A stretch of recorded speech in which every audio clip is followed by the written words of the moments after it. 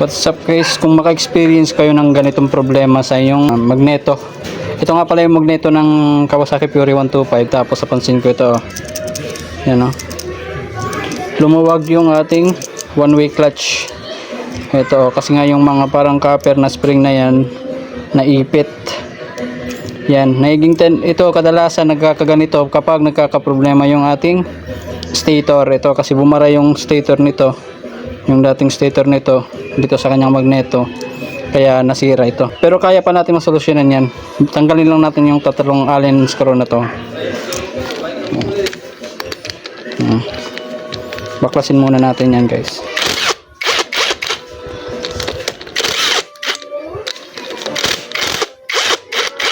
Yan. Tapos tanggalin natin yan.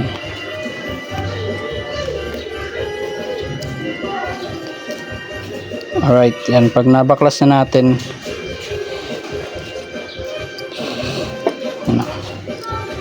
check na rin natin kung okay pa. Okay pa naman. Mabuti na lang hindi nasira talaga, no? Sobrang lumilinisan muna natin to. Ito.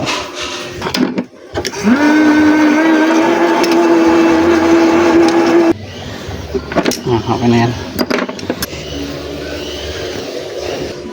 Yan, balik na natin. Alright. Yung kumulot na yan, babanatin lang natin palabas. Yan pa. Ito kasi yung tutulak sa ating one-way clutch dito sa mga bola na yan. Yan. Siyempre pag umurong yan, hindi niya magagawa yung trabaho niyang itulak yung mga bearings palabas. Saktuhan lang guys, no?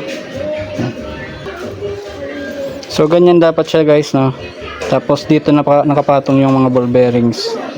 Dito yan papatong yung mga ball bearings. So balik na natin guys.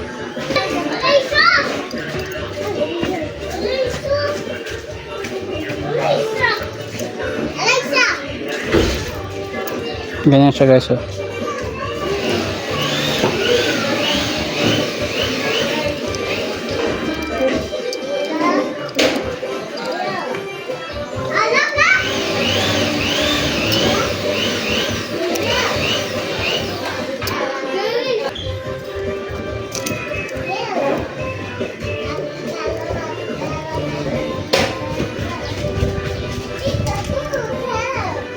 Dalawa.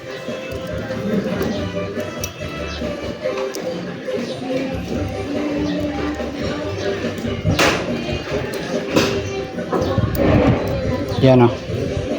So ganyan na siya guys.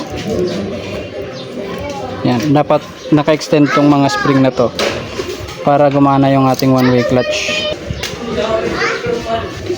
Ayan, at ibalik na natin yung ating mga allen screw. Alright.